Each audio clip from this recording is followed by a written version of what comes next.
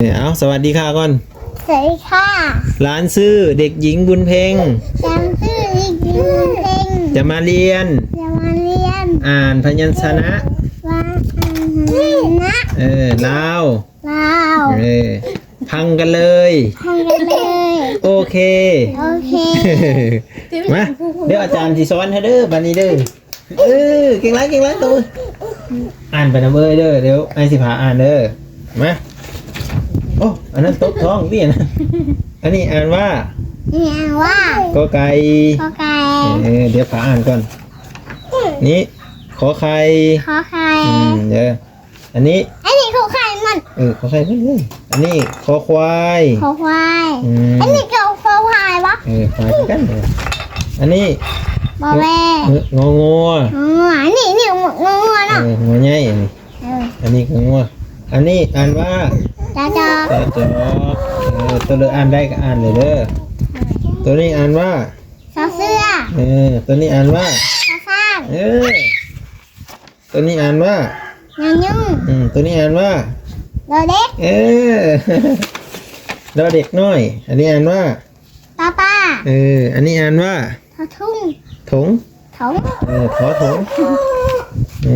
จริงหลายเลยนี่อันนี้อ่านว่าอันนี้อ่านว่านั่งที่เอาน้องนั่งมันได้หันน้องก็จะอ่านมันได้หันนั่งได้บ่อันนี้อ่านว่าอันนี้บอแบอันนี้อ่านว่าป้าปากอากาศเลยอันนี้อ่านว่ายุ่งสื่อเจ้าอ่ะขอฝนเด้ออันนี้อ่านว่าฝนขอฝนอันนี้อ่านว่าขอผู้อันนี้อ่านว่าพอไพ่จริงอันนี้อ่านว่าแมวอันนี้อ่านว่ายาเอาไหมอันนี้อ่านว่ายาชัดเจนอันนี้อ่านว่าตอนนี้ผมถึงกันจะหยอมเลยอ่านยากเลยรอเรดาเรดาว่าอ่านกับอ่านไม่ถึงกันเรดาเลดาโอเคอันนี้อ่านว่าเป็นอะไรคิดอันตัวมันงอยกุ้งไม้เห็นนะมินแปลว่าลิงเก่งหลาย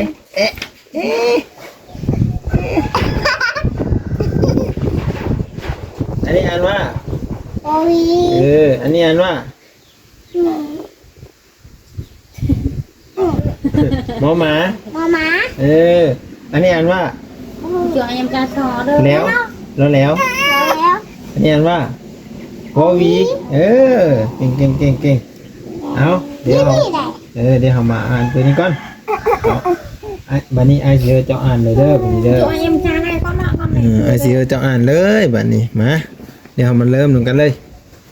เดี๋ยวบุญเพลงกับสิเริ่มอันนี้เด้อันนี้อ่านนะบ่อ่านนะเอ้ยบ่เด้อมาซะอ่านว่าเอาผ่านน้องอ่าน1อันนั้นเริ่มกอไก่จะเป็นคนอ่านเด้ออันนี้ไอสิเป็นคนซี่ขอไข่อันนี้ขอฟ้าขอควายขอควายอันนี้อันว่าตะเลียตะแกงอันนี้จอโอ้เก่งอันนี้อ่านว่าเสื้ออันนี้อ่านว่าฟ้าจื่ออันนี้อ่านว่ายุ่งอันนี้อ่านว่าเด็กนั่งลงตีนักเห็นเลยเบิ้งนักเห็นคือไม่นั่งเด้เนาะอันนี้อ่านว่าป้าอันนี้อ่านว่าถงอ่านนะเพื่อนดิอันนี้อ่านว่าทอทุ่งอันนี้อ่านว่าอันนี้อ่านว่าบอเบอันนี้อ่านว่า ป้าป้า เออโอ้ปิ้งบ่ได้ปิ้งบ่โอ้ยสิปิ้งปลาแล้วมันตายข้างวันนี้หุ่นจืนอันนี้อ่านว่าสื่อเจ้าหัน พ่อเพิ่น อันนี้อ่านว่าผลเเก่งไหมเก่งไหมตบมืออันนี้อ่านว่า พ่อไผ่ ภู พ่อผู้ อันนี้อ่านว่าพอไผ่ พ่อไผ่ ตัวนี้พอไผ่ตัวนี้พอภูเด้อ พ่อ พ ผู้ อไผ่อุ้ยฮอนโอ้อันนี้อ่านว่าโมอันนี้อ่านว่า ยาย่า เก่งไรอันนี้อ่านว่า ตาดา เลดา เลีย จือเลย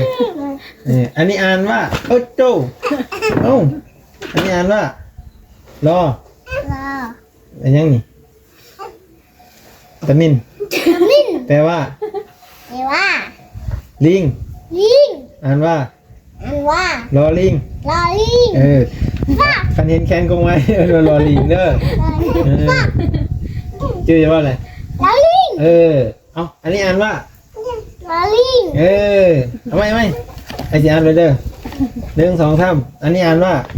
ลอลิง จือเอาจือแล้วเนาะอันนี้อ่านว่า ลอลิง เอาเดี๋ยวอ่านอีกเด้ออันนี้อ่านว่า ลอลิง ตัวเลยอีกจะมีจื่อนี่ฮะตัวเลยจะมีจื่อมั้งตัวนี้บ่จักนี่ฮะตัวนี้บ่จักอันนี้อ่านว่า ข้าถุง ขอถุง ข้าเขา อันนี้อ่านว่า ลอเด็ก อันนี้อ่านว่า ยูยู เก่งไรอันนี้อ่านว่า ซาซ่าน อันนี้เด้ ซาเสื้อ อ่านกำลังก็ได้อ่านใส่หน้าก็ได้เพื่อสิเห็นใจคือผิดนี่ กระจอก นี่ มึงอ่ะ เอาอ่านกำลังเฮงเก่งว่ะอันนี้เด้ ขอควาย นี่เด้ ขอไข่ อันนี้เด้ อันเด็ก นี่มันกระตอกขนาดน่ะอันว่า ด้วย โอเคช่วยเอา1 2 3 ขอไก่ เอาใหม่เด้อ1 2 3 ขอไก่ เอา1 2 3อันนี้ ขอไข่ อันไปอีกอันนี้นี่ ซาซ่าน หัว เนี่ย ควายเอา1 2 3นี่ ขอควาย เอาใหม่เด้อ1 2 3เอา ขอควาย ควาย ควายซาซ่าอับใหญ่ 1 2 3นี่ ควาย คอควาย ขอควาย คือเด้อประเทศมันเป็นแบบนี้มันแค้นมากระโลงพร้อมตัวดำๆนี่ดำๆใหญ่ๆนี่ควายเลยเด้อ ควาย มีไข่มีควายตัว เบิ้ง เกี่ยวเก่งนั่นนี่อ่านหมดเลยป่ะ เด้อ เบอร์มันแจ้งนาทีแล้วก็ได้8 นาทีอันนี้เด้อ่านไปเลย1 2 3งอ มะม่วง นี่เด้ กระจอก นี่เด้ ขอเสื้อ นี่เด้ ซาซ่า นี่เด้ ยังยุ่ง นี่เด้ ตัวเล็ก นี่เด้ โตต้า นี่เด้ ขอทุ่ง ถง ของ ถอถง ของของ ถง ของ นี่เด้นี่ถงไทย ได้ ถอถงเด้อถ้าเป็นทอทุงมันต้องแบบสิเด้อ ขอทุ่ง ทุ่งอันนี้ไอ้ลืมแล้วไอ้ว่าสิไปซื้อเอาเจที่มันเป็นถุงไข่มาให้เจ้าเบิ่งโอ้ยกัดมือกัน โอ้ยตกใจอีเด้ นี่เด้ แล้วเนาะแก่ มาละ แก่ ไอ้ แก่ แค่ที่ดังกว่าที่หนึงนี่ นี่เด้บอ โบแบ นี่เด้ พ่อป้า เก่งไรโอ้สมเสยนี่เด้ ยังยุ่ง ชื่อเจ้าหา ขอเพิ่ง นี่เด้ ขอไข่ บอผลขอผล อ่ะนอน อัดก่อนบอเอา1 2 3เอา ขอคน เอา1 2 3เอา นอน ย้อนเลย พ่อผู พอพู ผูเด้อผูขาเด้อ อาก้า เอา1 2 3เอาตัวนี้เอา พอพู นี่เด้ พอไพ่ เก่งหลายนี่เด้ เอาแมว นี่เด้ ย่า นี่เด้เรดา เรีย รอเรดา ลอยเวลา นี่เด้แขนกุกไม้นี่ ลอลี่ ชื่อว่ะนี่เด้ ลอลี่ โอวีอัพไปเจอโอ้ยังมาดิว่าหันดิสัว่าหันมาดิบนปะเอาขาดเลยที่นี่ ไปแล้วนี่ ขาดแล้วเนาะ ว้า เอาหันโอ้เพื่อนนี่มันขาดไป2 อันเมียนพ่อที่ไปเฮ็ดเกมสุดยานั่นเองเป็นมูจินะ บอก มูจิหรือน้องจีขาดแต่เล่นขาด2 อันเด้อ เลย โอวีแล้วก็ฮอฮานฮอโอฮอเพื่อนจีไป2 อันแม่น บ้า เดี๋ยวจะเพิ่มมูจิเด้อตัวน้อยไอเคนนี่ดิ คอยจะขายแบบนี้คอยจะได้คอยบอกนี่ไม่คอยมาซื้อให้อย่าจี้มันเด้อเราเด้ออย่าจี้เด้อนี่มันขาดไป2 อันแล้วบอกมันได้ตะบอวีฮอฮานโอโอฮอเพื่อนมันขาดไป3 ตัวแต่สิอ่านบ่เป็นเด้อแต่สิได้มาอ่านแต่อยู่นี่นั่นบัดมันแล้วไอสิพาให้แต้มโหดนี่นะคือว่าเจ้ามีซอสซีมันนะ เลย บ่มีบ่คือว่าตอนนั้นเบาหลาวบ้านผมนะ บอกแม่คอยกันจะมาซื้อให้คอยตอนนั้นก็ให้แม่ร้อยซื้อให้ซื้อ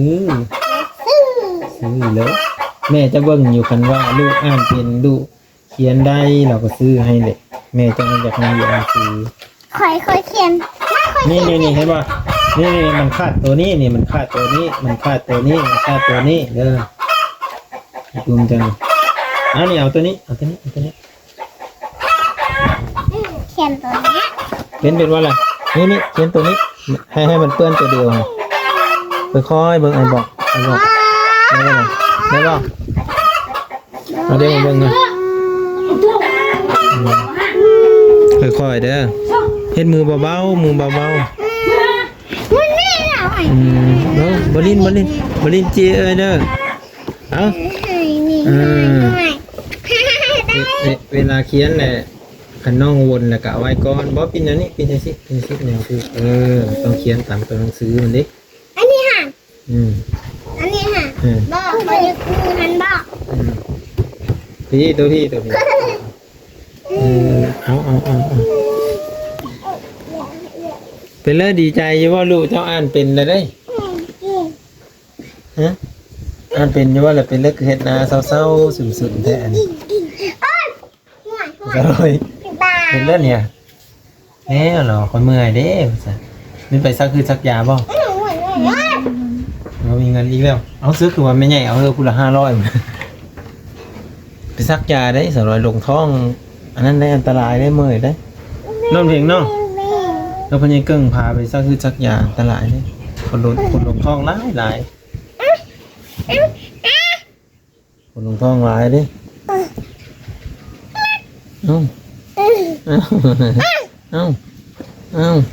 เอาล้มลงหันสิแหละยกขึ้นไปเห็นยังนำไปเงินไว้เงินลายคือจะว่าไว้เงินลายได้คอยเป็ดนี่คอยนอนเลยคอยเอาอันนั้นเป็ดเลย ตัวเท่าไรเป็ดนะลืมเลย 2 เซน เป็ดตัว200,000กีบแล้วเงินน่าไปจ่ายเพิ่นบ่ จ่ายหมดเลยเงินตลาดนัดแม่ชมพู่ให้ค่ะไม่ได้ไปห้างเป็ดนี่เอาเป็ด บอกปีนี้เอาเป็ดก่อนเนาะ ไก่นี่คอยเอาไม่มากลง ก็เลยบ่ได้เป็ดนี่มันเชียงแทงตาเนี่ยเอาให้สิบุญเพ่งเดี๋ยวน้องอันนั้นยิน ใส่เป็ดเลยตลาด ก็เลยว่าเงินจำนวน500 บาทนะแม่นไปจ่ายค่าเป็ดได้แล้ว สับเป็ด จ่ายค่าเป็ด ถ้าเป็ดนี่มีเอาเกลือหั่นกับบักพริก เราไปจ่ายเขาเนาะ ไปจ้า แล้วเพิ่นไปจ่ายค่านี้เด้อทุกคนเด้อ เดี๋ยววันนี้บัดเตงโซเก็บท้องเลยไม่ได้ไปซื้อยาที่ทำแบบนี้เนาะยาตัวเพิ่นซื้อให้ได้สิ กินเลยยังเอาไว้เช้า หรือว่าต้องกินแบบแบบเป็นแพงมาแต่เอาไว้สินะเดี๋ยวมันขาดเนี่ยอาสิบ่ได้มาซ้อนเดี๋ยวดิแต่สิบ่ได้เป็นหนังสือก่อนเดี๋ยวปึ้มขาดไปเลยไว้ก่อนเบิ่งอาหิตให้ ไป เด้อ ดิลูก เดี๋ยวอะไรอีกอย่างอีกเลยมาก่อนนี่เบาคอมมาเก็บไว้เช่นกันเอาไว้สูงๆเด้อเดี๋ยวได้อีกอย่างอีกแล้วไอ้มีอยู่กูสิซื้อให้จะเว้าด้วยจะอยากได้หยัง จะตีแล้วผมจะมาลง พอรู้เลยเดี๋ยวได้หยังเลย นี่ เอ้ยแป๊บ นี่ อยากได้ตอนนั้นอีก เดี๋ยวได้หยังเลยมันแม่นหยังเลยดิ แบบเขาใส่อันนั้นทันเด้ ใช่หยัง แบบ อันเขียนหนังสือนี่บ่ไปเขียนหยังเลยไอ้ก็บ่เข้าใจเขาเอิ้นว่าแม่นหยังเลย แบบคนเล่นนั่นกันเด้ บอกไปทำเบ้า วีอันนี้เสียไปเฮ็ดหยังนั่น คอยที่ชายอยู่นี่คอยชายที่ชายคอยอยู่นี่ที่ชายคอยนี่ เสียใจซอย นี่คือ ข้าเจ้าอ่านเป็นนะป้าลุงเพิ่นน่าจะซื้อเฮาอยู่ไอ้วะเบิ่งในปึ้มเนี่ยเอามาเฮอ3-4มื้อนี่มันขาดไปละ2อัน3อันนี่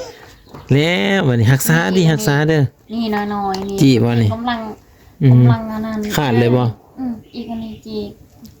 คันว่ามันบ่ขาดไปทางอื่นน่ะมันรุดซื่อๆเฮาสามารถเอาเข้าได้ บุญมีอะไรจีกเอาอย่า อย่าจี้เด้อมันมีพังความอายเด้อเจ้าอย่าจีกเด้ออย่าจีกของเอ้ยเด้อคันเจ้าจีกของเอ้ยแล้วเอ้ยบ่ได้เหียนเด้เด้อโอเคบ่นี่ปิ้นมาก่อนตีเว้ากันก็ได้ปิ้นมาก่อนตีพังอยู่บ่ไอ้เว้านี่พังอยู่บ่แหละพังอยู่บ่ฮะอย่าจีกของเอ้ยเด้ออย่าจีกเด้อนี่โอ้ยเพิ่นว่าบ่จำใส่หัวซ้ำเพิ่นว่าแพงเอ้ยก็อย่าจีของเอ้ยติ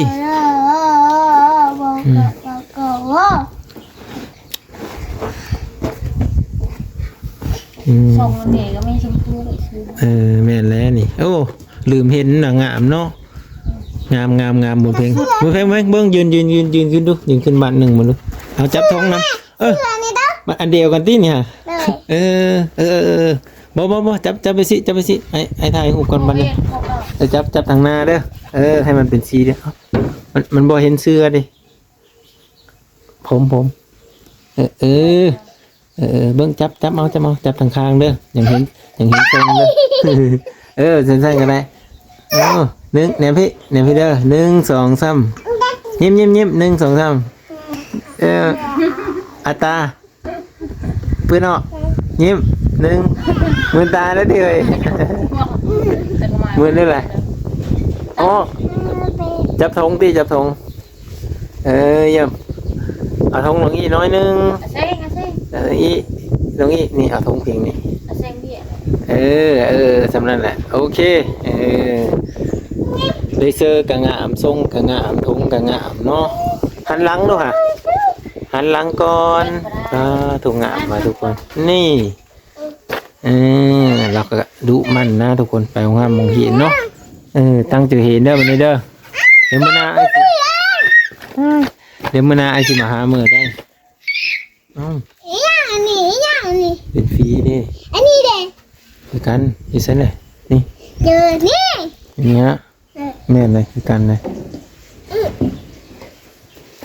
เพิ่นเป็นผีหลอกย่านว่าผีหลอก เมื่อคืนนี้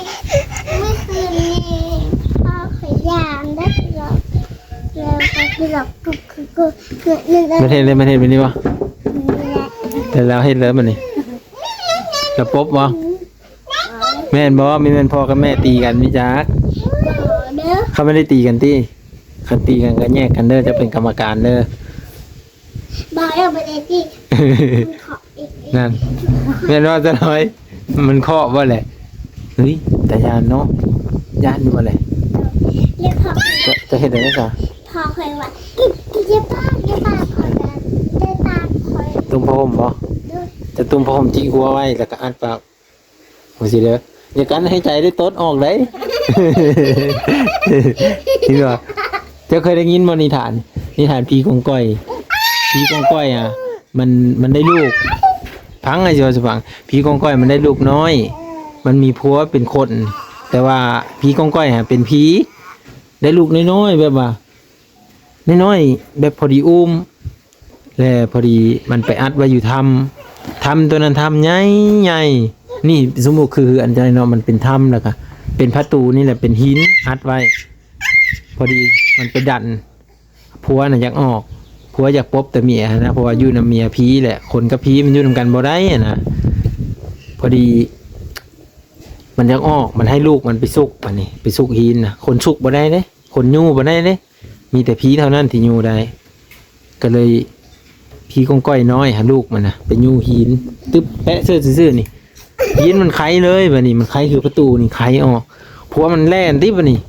แล่นไวๆนี่พอดีเมียมันฮู้จักบัดนี้เมียมันมาบ่เห็นเด้เมียมันนำมาพอดีใกล้สิฮอดแหละนกน้อยๆผัดงอยอยู่ถึงกกไม้มันว่าเอาหัวซุบลงอันคุ้มว่าซั่นพอดีชายผู้นั้นที่เป็นผัวของพี่กองก้อยหั่นมันแนมเห็นบัดนี้แนมเห็นเป็นคุ้มนะคุ้มที่เขาไปขุดมันแสงฮะไปขุดหัวมันแบบว่ามันอันนั้นนะ200มันที่เขาขุดตามป่านะมันเอาหัวไปซุบลงหั่นมานี่กั้นหายใจว่านี่กั้นบ่หันใจเลยได้จนกระโตแข็งเลยพี่กองก้อยมาจับมันจับเม็ดบอลเอาดักขะเนียมนี่แถวแอวแถวคอนี่บ่ติงพอดีมันกั้นหายใจด้วยเนาะมันปวดตดมานี่มันตดออกว่านี่พี่กองก้อยมันมีหูจักกว่านี่หูจักว่าจะเห็นอะไรมันว่าผัวมันตายมันว่าผัวค่อยตายแล้วอ่ะสันมันเอาให้เงินให้ขับมาเลยเป็นไงมันเอามาให้บักเลยเต็มเลยให้เงินให้ขับมาให้นี่โอ้เรียนกันเลยหลายให้ซ้ำกระตุกนี่นะเต็มเลยบอกให้ผีให้ผัวผู้มันตายฮะมันเอามาให้ดิแล้วมันบอกว่าเอ้าผัวค่อยตายแล้วสันมันเลยเอามาให้เลยกะบัดนี้หลังจากมันไปวิทย์ผัวมันได้เอาเงินเอาคำเมื่อเฮือนบัดนี้ผัวมันก็รวยเลยเด้มีเงินมีคำเลยร้ายเพราะว่าพี่กองก้อยนะมันมีเงินมีคำร้ายนะพยายามให้ที่บอกเขายังว่าอย่ากันหายใจได้มันตดออกเลยนะย่านบ่แหละอย่าไปอย่าไปผู้เดียวเด้อเด็กน้อยกันไปผู้เดียวบ่ได้เด้พี่กองก้อยจับเด้ส่วนนั้นมันสิมักอยู่ตามป่าตามถ้ำมักอยู่พี่กองก้อยอ่ะเด็กน้อยมันจับไปเฮ็ดลูกระวังย่านบ่ตอนนั้นแม่ทะเลไปกับลูกน้ำแล้วลูกมันว่าค่อยไปพอดีว่าบ้าลูกแม่เห็นว่าอย่าไปจะหน่อยพี่ก็เดี๋ยวก็ไปกับแม่เลยย่านเลยมั้งแต่ว่าแม่จะผู้หมักไปพอดีพี่ก็จับเอาไปแล้วเด้ไปเฮ็ดได้ยังมันเอาไปเฮ็ดเมียแล้วสำนี่ย่านด้วยก่อยมันจับไปขังมาอยู่ในถ้ำเห็นเลยจะสิไปหาอยู่ใช่เลยจะต้องไปน้ำเล้าเราไปใส่กันบ่เห็นว่ามื้อนั้นเราไปหาหน่อไม้ผู้เดียวบ่ระวังเด้อย่านเด้อย่าให้เราไปผู้เดียวเด้จะให้พี่คงก้อยจับบ่ได้เห็นกันแล้วบ่ได้มาถ่ายคลิปแล้วไปแล้วซั่นไปแล้วคอยบ่เห็นแม่ไปแล้วแต่สิบ่กินฮอดแล้วบ่เนี่ยเห็นฮอดสิบ่ให้บ่ให้คอยไปหาอยู่ไหนคอยไปหาอยู่ไหนก็ไม่เห็นไปหาอยู่ไหนก็ไม่เห็นคอยไปหากอไผ่ก็บ่เห็นคอยว่าคอยไปกันเรื่อยคอยรีคอยไปกันเรื่อยคอยรีเจอนั่นขังเลยวันนี้ก็มันจับไว้ทั้งแม่ทั้งลูกอีกก็ยังเกิ้งมาหาบ่เห็นเสร็จจังได๋ล่ะบัดนี้จับไปนำเลยโอ้ยก็สิไปนำบ่ค่อยย่านค่อยมาบ่เห็นเจ้าก็ยังกลับมื้อเช้านี่ค่อยมาบ่เห็นบุญเพ็กบ่เห็นสาวลอยไปเสื้อสาวนี่ไปนั่นคือกันบ่พี่กินก้อยไม่ค่อยเด็กเจ้าน่ะไปนำเสียให้ไปนำนำบ่เลยก็ยังเกิ้งเด้ซะไปคู่คนเลยเด้อไปคู่คนบ่ทิมแม่เจ้าบ่ให้ทิมบ่ให้ไปนำอีกโอ้จากก็ไปเอื้อยก็ไปคอยก็ไปพ่อคอยก็ไปน้องคอยก็ไปแล้วพอสั่งก็ไปไปนำหาเลยเด็ก เป็นอะไร ผู้สร้างหันไปมัด ไปหมดอีกเสียไปหมดทุกคนเลยโอ้ไปกับไปสันแต่เพิ่นเสียไปเพราะเพิ่นคือมีเว้ามีปากมีอ่อนมาให้เพิ่นซั่นนี่เพิ่นบ่สวัสดี FC ซ้ำเพิ่นมิตรสมออยู่ สวัสดี ท่านมีเยอะไปแน่เนาะแน่เนาะ พี่กินก้อยเอามัดเลยค่อยจีบถึงนี่ เป็นโฮงแม่บ่ได้แม่เจ้าสิเป็นโฮงเจ้าอยู่บ่นี่ฮะ ให้เขาบอกเป็นห่วง กินแล้วนมฮะอย่าลืมเด้อบำรุงร่างกายเด้อกินนมเด้อขาดได้ฮะของพวกเป็ดเอาไว้นี่ เอาไว้ มันเจิงขนมเด้อ เจอขนมเด้อเจอขนมเด้อเอาไว้ เกิดเป็ดช้าอะไร กูกัดพี่กูกัดไอ้เด้อกูกัดกูกัดพี่เด้อเราไม่ได้เลยพี่กูก่อนนะเนี่ย เปิดใจ แหมเสือช้าเลย เอาไม้เด้อนี่บนเพลงว่ะบนมีว่าบ่ตัวก็ได้เพิ่นว่าเอาไม้เบิ่งก็ได้เอาสนั้นลำเพลงไอ้สิเหมอก่อนมื้อหน้าไอ้สิมาหาใหม่เด้อไอ้สิมาสอนหนังสือเจ้าใหม่เลยเจ้าอย่าจีกได้มั้ยนี่เอาไว้สูงๆบ่ให้น้องจีกเด้อตุ้มตัวนึงเด้บ่แม่นขาดแล้วเอาไว้เด้อไว้ดีเป็นบ่อย่าให้ขาดได้สลอยเด้อว่า อย่าเดินจะเมื่อ ป้าเอ้ย3กุ๊กเพิ่นซื้อมาให้โอ้แพงนะหัวนึง70ปลายพันนะหัวใหญ่นี่2หัวน่ะ274แสน อย่าจะเมื่อพี่กินก้อยมาดิเคยแบบ 80 90หัวน้อยครับบ่ดี90 ในคนแรกโลดท่านจะเมื่อหันแลนพี่กันก่อนไปยุ่นไปเลยเหยียบไปเลย แล่นเลย พี่รับผู้นี่ผู้สร้างนี่ไปเลย ภาษาอังกฤษเอ้ามาอีกแล้ว ว้าว เป็นแล้วน่ะไม่มีเงินนะดูจุกลังงอนั่นดิโอ้จุหมุนก็ค่าคนนะเอ้ยปานนั้นน่ะไม่มีเงิน มานำเรื่องอื่นเด้อ น้ำหมดแล้ว ชื่อให้ก่อนนั่งได้ มีแต่เฮาสิไปหาเก็บเอากระตุกแล้วเฮาก็สิไปเอาน้ำ ชื่อให้ก่อนนั่งได้ เอ้ยบนเพลงเอาเฮอเลยนี่ซื้อยังไงซื้อวุ้นนะวุ้นมะพร้าวบ่บ่ค่อยๆติอย่าว่าดังติ มันซอยดอกนานี่ได้ ฮะ มันซอยดอก ซื้อยังไงอย่าว่าดังได้แม่ได้ยินได้ฮะ เอามาเงินนี่เอาเพิ่นเจิงน้ำขาวตัวอุ่นบ่อย่างเอาบุญบ่ปลาโหลดเดี๋ยวปลามา ว้ายนั่งเอาไปเลยเอาไปเลย เยอะ ตลอดเราเที่ยวดอกเลยมา เอาไว้ให้พ่อช่วยดอกมัน บ้านี่มันได้ จะอยากให้ไอ้ซื้อวุ้นนะ เลย โอ้ยไอ้ซื้อมาให้ดอกขึ้นมาเลยมันบ่ได้หลายปานนั้นดอกไอ้ซื้อมาให้เทื่อละ5,000เทื่อละ 5,000 เอามาละมือนะเขาอยากกิน 5,000เนี่ย5,000นี่มันถือจังอันมาเท่าไหร่มันถือ2อัน1,100 ไม่อยากกินกันแล้วนะ จะกินยังไง เหนื่อยดิ จะกินยัง ลูกจะไหนจะพาเมื่อน้องคอยเอาให้เงินให้เจ้า แสดงว่าจะวางแผนกับน้องโดนี่เอาไว้เดี๋ยวมื้อนะเอามาให้ ได้สินะ เกี่ยวให้อ้ายนี่เอาให้ได้เลยไอ้ก็มีอยู่ไอ้ซื้อมาให้หรอกไม่ยากหรอก ว้า ไอ้สิหลักเอาของแม่ไอ้มาให้ก็ได้ถ้าว่ามีเงินดอกแบบนี้ไอ้เมิดเงินเลยไอ้เมิดเงินไอ้ไปซื้อน้ำมันรถจักรเซาแต่ว่าไอ้สิหลักเอาของแม่ไอ้มาให้เลยแต่ว่าเธออย่าปากเลยเธอจะบอกคนอื่นได้เนี่ยถ้าบอกอีนี้ได้นะ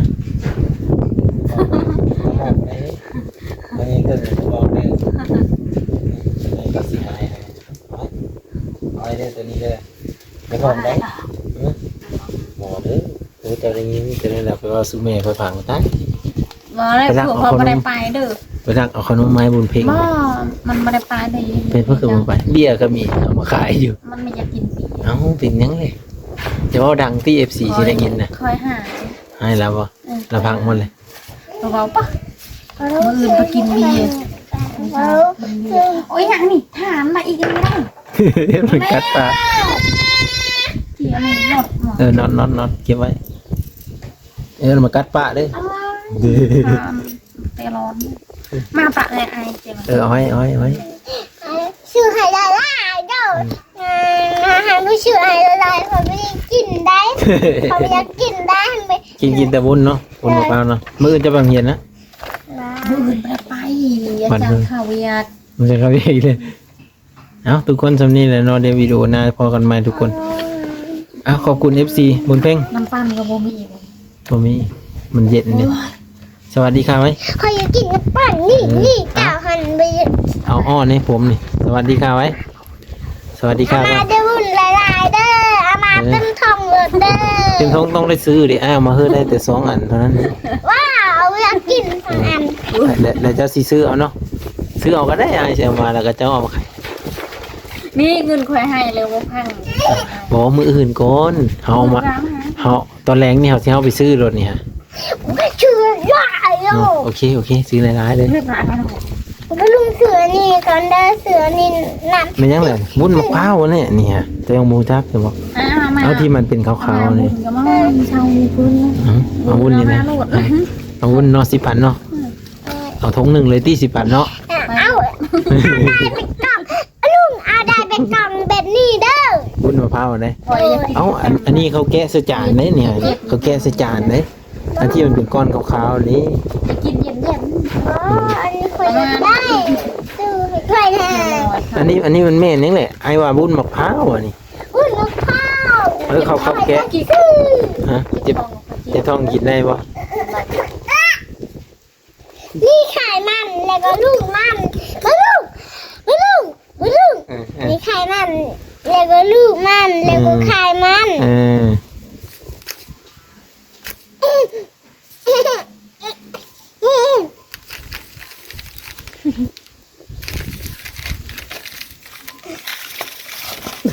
ยาแล้วตายเฮ้ยพบเลยเอาเดี๋ยวมือเดี๋ยวมาส่งให้เด้อจะไม่ไปโรงเรียนเนาะ เจ้าเลยให้นี่วุ้น3 อัน 3 อัน10,000เนาะโอเค บอเคยไปอยากอ้าวเคยไปอยากกิน เอาเลย จะกินจังอันน่ะ อย่ากินหลาย จะกินหาอีกเอาบ่เอาก็ได้นะเดี๋ยวค่อยลักเอาแม่ค่อยมือก็ได้เอาไว้ อย่ากิน เอาไว้จ่ายค่าน้ำเลยบัดเข้ามาส่งน้ำเพิ่น เจ้าให้ส่ง ไม่เห็นนะเออ ให้ได้ส่ง เออ มารถไทยลูก เอาอันนั้นดิกระตุกที่เจ้าว่างบ่อันว่างเอากระตุกที่เจ้าไปเสิร์ฟเลย ไม่ใช่ลูกว่า เอามาเลย